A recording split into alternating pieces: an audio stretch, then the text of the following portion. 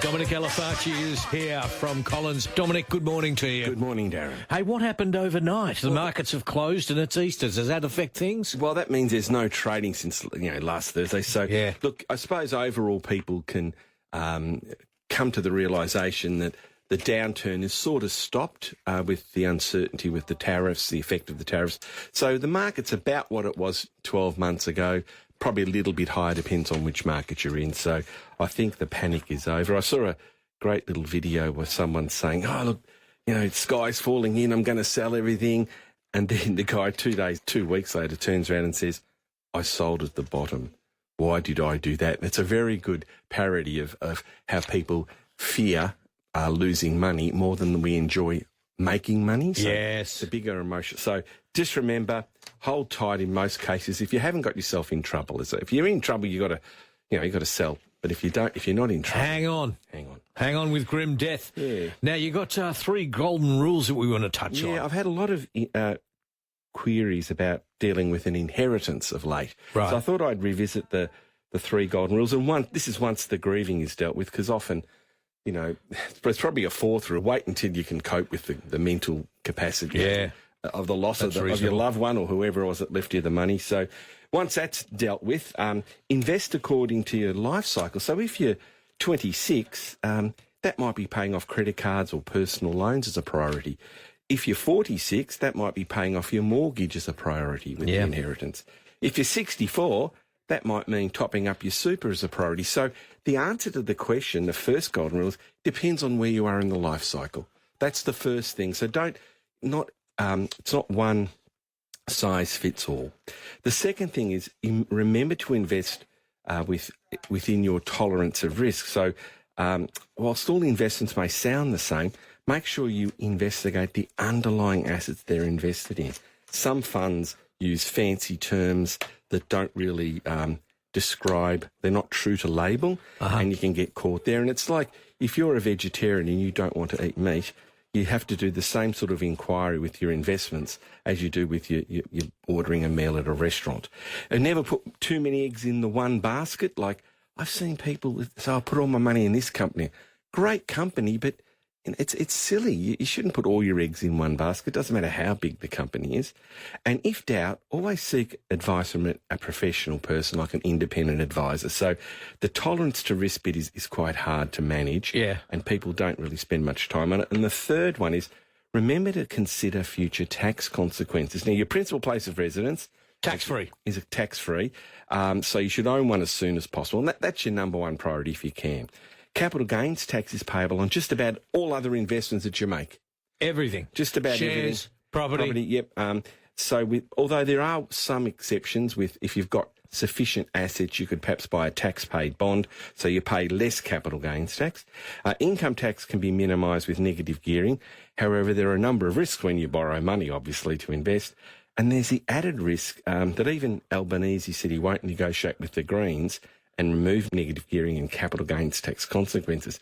He may be forced to break this promise, like he did with the $275 power bill. So if the Greens hold the balance of power, even though he just said the other day, the Greens. Yep, and then we'll have capital gains tax on just about everything and negative No gearing. negative gearing benefits for those investing in property. And again, with land tax, that would reduce the investment by people in the world of property, less places for people to live, and we go around in circles. The average mum and dad investor will be far worse off. And then the last thing I'd say, if you're closer to 60 rather than 40, superannuation usually provides the best tax outcome for you. Yeah. So when you got an inheritance, think about paying off debt, where you are in the life cycle. You might need that as a deposit on a house. Yeah. I had one young guy, believe it or not, it was a little bit of money, it was a lot to him, and he was going to put it into crypto and all. I said, look, you can do that if you like. There's a chance that you could make a lot of money. How old was this guy? 20-something. Right. I said, why don't you just put a deposit on a house? Yes. I mean, you're probably never going to lose money owning good quality property. Particularly if you live there. Yeah. And we sort of had a bit of an argy-bargy about it. And his uncle, who referred him to me, basically rang me back and said, thanks, Dominic, I'm glad you told him to buy a house. And there's nothing wrong with crypto. Mate, I said, look, if you got 200,000, maybe punt 10,000. Yeah. And try something like that. But buy a house, young man. Buy a house. Yes. Get some bricks and mortar around you. We have some calls coming in, but you can give us a ring right now. Plenty of lines free if you have any questions about retirement, investment and more with Dominic Alafaci from Collins House. You made Donald Trump. He's messing up my super. No. You've been listening to Trump derangement syndrome. Every journalist in the world, bar about 5%, have been totally polluted by this rubbish. He is doing the best thing for the world, for the Western world, than any... Look, he's just doing everything right. Well, why is it since January my super's gone down the gurgler? But super... Not doing anything right by Dennis. It's gone down the drain. Shares and go up and down like a honeymoon blind, as you know.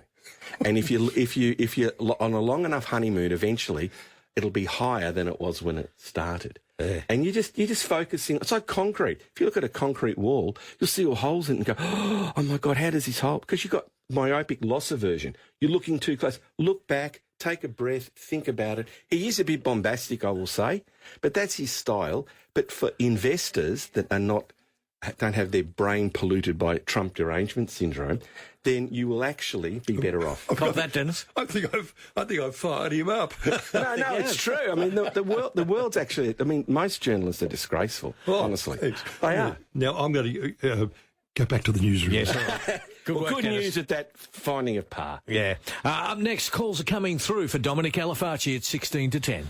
Dominic Alafaci from Collins House is here. Calls have come through. Let's start off with a Carol. We should get sushi, Carol. We should get sushi, Carol. Where's that from? It's from a commercial. We should get. It's from an ad and from eBay, and they're all sitting around the office. That's right. We should get sushi, Carol. And then he says that. Yeah, that's a great line. Do you like sushi? I love sushi. Or should we get back? I find it a bit undercooked. Carol, how can we help? Good morning, gentlemen. Thank you for that light entertainment. Now, I have a son with a disability, and I'm looking at purchasing him a property under a disability trust, but I don't know much about it. Can you enlighten me? Certainly. Well, a special disability trust allows someone to gift up to $500,000. If you're a Centrelink pensioner yourself, you can have exempt up to about $813,000. So it's Centrelink friendly if you're an age pensioner. But the important thing is the person who has the disability has to qualify, and the rules are not straightforward. But the first thing you've got to do is speak to a good lawyer to explain what's involved in the trust, and it allows you to buy it. Basically, it allows you to help a person that's a family member buy a house or a unit or something around $500,000, which is a good start, and not affect your income assets test.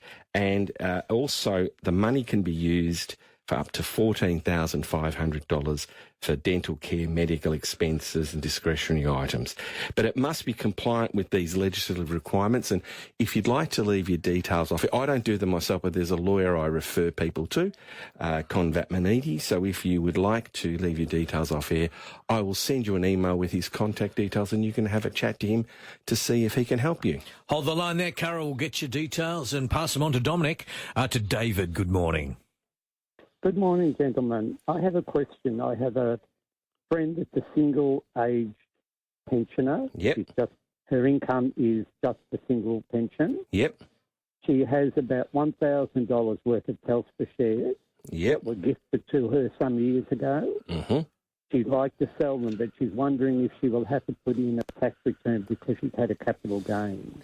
Okay, so you said she's got 1,000 of them. No, $1,000 worth, sorry. Oh, $1,000 worth. 250 shares. Yeah, she can sell them, and don't worry about doing a tax return. If that's all she's got, that's well underneath the requirements, and there'll be no tax to pay. Yeah, so she doesn't have to put it. No, because if she's got $1,000 worth, and let's say she got them gifted to her, and they're worth $200 or $300, the small capital gain would not be worth worrying about. Oh no. We spoke to a tax agent who said because there was a capital gain, she was obliged to put in a tax return. Well, for $800, I think that's a bit silly. I would, with my ears pinned back, and if the tax office gives her a kick in the bum, you can come and give me a kick in the bum. Because I think that's ridiculous. Yeah. All right. Thanks, David. To Philip, good morning. Yes, good morning, gents. Love your show.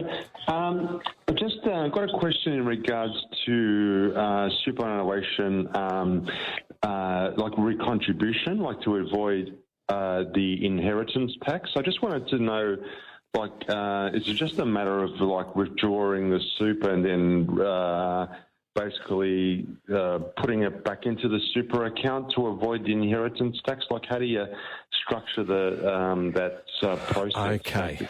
I think I understand what you're talking about. You're talking about upon the death of a superannuant, the amount, some of the funds get taxed in the hands of the beneficiaries. So it's sort of an inheritance tax. So I think that's what you're talking about upon death of the superannuant. Okay. Well, look, if you do the redraw recontribution strategy, you can make contributions to super up until age 75. So you've got to be careful. Right. Past age 75, it's impossible, just about impossible, to make superannuation contributions full stop. So how old is the person that's got the superannuation fund? 77. Oh, well, you can't do it, I'm sorry. Okay. You've missed the boat there, I'm sorry. Okay. All right, okay. That's fine.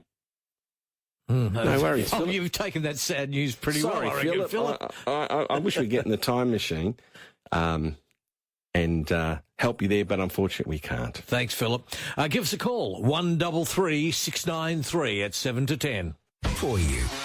And to Margaret, good morning.